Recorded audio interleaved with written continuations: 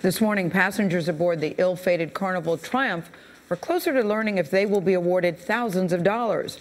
A federal judge in Miami heard closing arguments yesterday in the first trial over the cruise ship debacle. Passengers claim that conditions were bad enough to resemble a, quote, floating petri dish.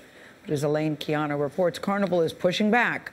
Elaine, good morning. Good morning to you, Gail. Carnival tells CBS News its passengers have already been compensated, and those asking for more are trying to take advantage of the situation. But two women we spoke with say the trip was like a nightmare that wouldn't end.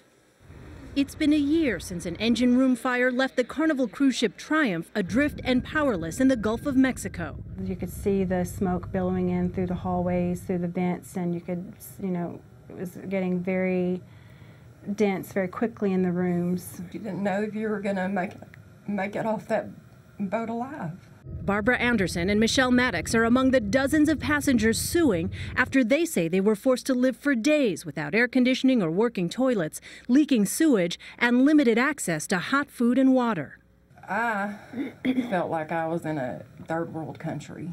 You couldn't get to our room because you had to walk around bags and bags of garbage and rotting food to get to anything in your room. The lawsuit describes the conditions on board as toxic, debilitating, deplorable, unsafe, and unsanitary, calling it a floating hell. The passengers suing want Carnival to pay damages for physical and mental problems they claim resulted from the trip. When I got off the boat, I had bacterial bronchitis. I had my lower extremities were very swollen due to dehydration. I had a severe kidney infection. I've been seeing a psychiatrist for the last year, every week. Carnival says there's no evidence of any link to the conditions aboard the Triumph and tells CBS News the lawsuits are an opportunistic attempt to benefit financially based on claims of alleged emotional distress. We are not being opportunistic. Carnival is being opportunistic. And at what point do you stand your ground and say, that's not right? That is not what I signed up for.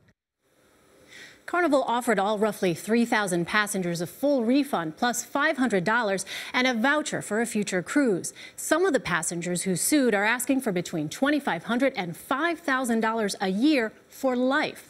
That'll be up to the judge. Meantime, other lawsuits over the cruise are still pending.